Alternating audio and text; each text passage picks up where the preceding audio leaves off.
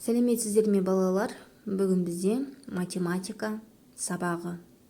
Алдымен оқулықтарымызды түгендеп, сабаққа белсенділік танытып отырайық. Бүгінгі тақырыбымыз түзу, кесінді, сынық сызық. Сабақтың мақсаты түзу тұйықталған және тұйықталмаған және қисық сынық сызықты жазықтықта қарапайым жазық геометриялық фигураларды үшбұрыш, төртбұрыш, нүктелі қағазда кескіндеу. Сабағымызды бастамас бұрын алдымен видео түсіндірілім ұсынылады. Мұқият тыңдаймыз. Сен білесің бе? Айналамыздағы заттардан геометриялық фигураларға ұқсас заттарды табуға болады. Саңырауқұлақпен қоңыздан қандай белгілерді көріп тұрсың? Нүктелер. Дұрыс. Нүкте геометриялық фигура. Аспанда ұшып бара жатқан ұшақтың ізі түзу.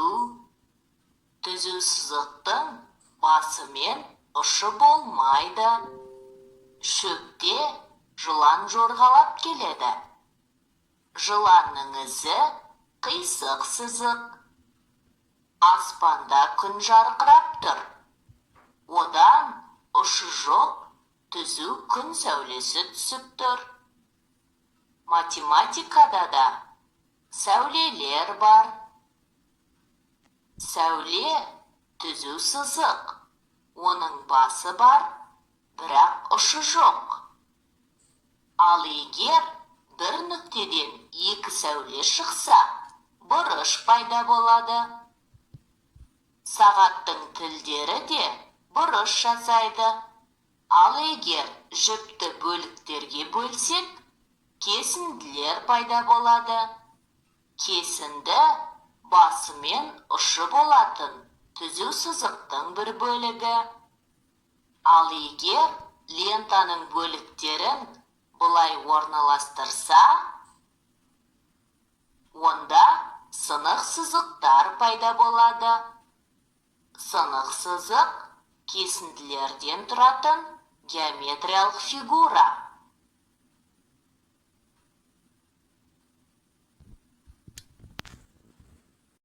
Жарайды балалар, олай болса, видео түсірімді көріп алған болсақ, тапсырманы орындауға кірісейік. Бірінші жаттығуымыз. Геометриялық фигураларды атауларымен сәйкестендір. Берілген тапсырмаларымыз геометриялық фигураларды атауларымен сәйкестендіру керек. Көріп отырғандарыңыздай, фигуралар беріліп тұр және келесі жағында атаулары берілген. Сол атауларды өздеріңіз видео түсірімді толық көріп түсінген болсаңыздар, сол бойынша жұмыс жасаймыз. Барлығын кестіріп болғаннан кейін тексеру пәрменін басамыз. Келесі тапсырмаға өтеміз. Төмендегі анықтамалардың қайсысы дұрыс екенін анықта. Екінші жаттығуымыз төмендегі анықтамалардың қайсысы дұрыс екенін анықта. Бұл жерде сіздерге сәуленің басы да, ұшы да болады дейді. Кесіндінің басы да, ұшы да болады. Түзудің басы бар, ұшы жоқ. Сынық сызық сәулелерден тұрады, бұрыш жекі сәуледен пайда болады дейді. Қайсысы анықтамасы дұрыс, соны анықтап тексереміз.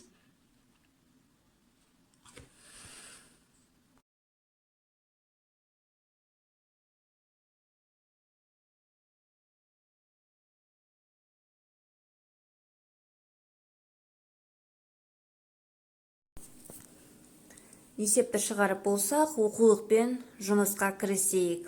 Оқулықтарымызды ашайық, бүгінгі тақырыбымызды қамтайық. Бүгін сен түзу ұғымымен танысасың.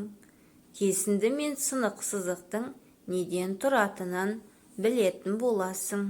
Түзуді, кесіндіні және сынық сызықты салуды үйренесің. Ережені мұқият тыңда. Түзу сызықтың басы мен ұшы болмайды. Түзу сызықты сызғыштың көмегімен сызуға болады. Есепті мұқият қара. Түзу сызықтарды сана. Суретте қанша түзу сызық салынған? Олар қандай түспен боялған? Ережені мұқият тыңда. Кесінді. Түзу сызықтың бөлігі. Кесіндінің екі ұшы болады. Олар нүктелермен белгіленеді. Келесі тапсырма. Кесінділер. Түзу сызықта неше кесінді салынған? Оларды атап көр. Ең ұзын кесіндіні көрсет. Ең қысқа кесіндіні көрсет. Ұзындықтарын сызғышпен өлшеп көр. Ережені мұқият тыңда. Сынық, сызық кесінділерден тұрады. Оларды буын деп атайды. Әр буынның ұшы бұл сынық сызықтың төбесі. Ережені мұқият тыңдаған болсаң, келесі есеп шығарып көр деп аталады. Сынық сызықтарды қандай топтарға бөлуге болады? Әрбір сынық сызықтың қанша буыны мен төбесі бар? Есепке мұқият назар аудар. Есепті шығарып болсаң, мұғалімге жолда. Келесі есеп орындап көр деп аталады. Суреттерден білетін сызықтарды тап және көрсет. Асықпа, мұқият орында. Тапсырманы орындап болсаң, мұғалімге Қымбатты достар, білесіңдер ме? Бізді қоршаған ортаның барлығы әр түрлі геометриялық фигуралардан тұрады. Таныс заттар геометриялық денелерге ұқсас. Бүгін біз геометрия еліне саяхат жасап, геометриялық фигураларды ажыратуды үйренеміз. Геометриялық фигураларды сызықтар мен нүктелер арқылы бейнелеуге болады. Нүкте мен сызықтарды қосатын болсақ, геометриялық фигуралар пайда болады. Білесіңдер ме? Сызықтар түзу және қисық болады. Түзу сызық геометрияның негізгі ұғымдарының бірі. Түзу сызық бір сызықтың бойында орналасқан көптеген нүктеден тұрады. Түзудің басы мен аяғы болмайды. Қисық орналасқан нүктелердің үстімен сызатын болсақ, қисық сызық пайда болады. Кәне, сызықтардың басқа да түрлерін көрейік. Сызықтар тұйықталмаған және тұйықталған болады. Тұйықталған сызықтардың ұштары болмайды. Тұйықталмаған сызықтардың екі ұшы болады. Ал нүктеден не пайда болатынын білесіңдер ме? Нүктеден бастап сызатын болсақ, шексіз сәуле шығады. Сәуле түзу сызықтың бір бөлігі.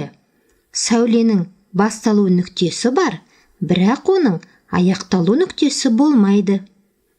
Егер де бір нүктеден екі сәулені шығарсақ, онда бұрыш пайда болады. Бұл нүктені, яғни бұрыштың шыңын бас әріппен белгілейміз. Түзуді және қисық сызықты кіші әріппен белгілеуге болады. Екі нүктемен шектелген түзудің бөлігін кесінді деп атайды. Нүктелерді кесіндінің ұштары дейді. Осыдан қанша кесінді көріп тұрмыз? Кәне санап көрейік. 1, 2, 3, 4, 5. Осы танысқан геометриялық фигуралардың элементтерін сәйкестендіріп көрейік. Сендерге геометриялық фигуралардың суреттері ұсынылады. Суретке мұқият қарап, геометриялық фигураларды атауы бойынша сәйкестендіріңдер. Айтыңдаршы, бұл қандай геометриялық фигураға ұқсайды? Күн мен гүлге қандай геометриялық фигуралар жасырылды?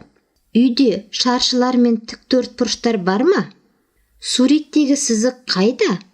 Олар қандай? Тексеріңдер, тапсырманы дұрыс орындадыңдар ма?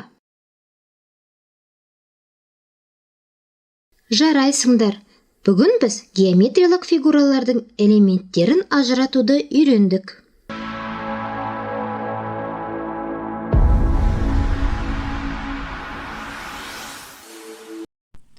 Жарайсыздар, тапсырманы орындап болсаңыздар, өзіңді тексер пәрменін басып, өзімізді тексереміз. Геометриялық фигураларды атаулармен сәйкестендір. Берілген тапсырма бойынша геометриялық фигураларды атауларымен сәйкестендіреміз.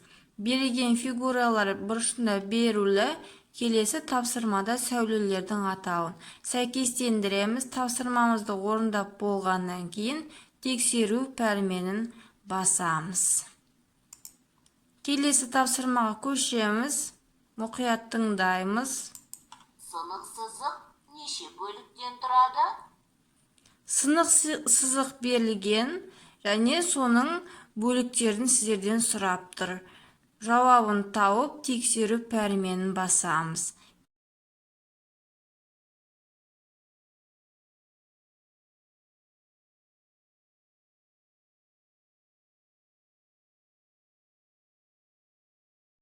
Балалар, осымен сабағымыз аяқталды.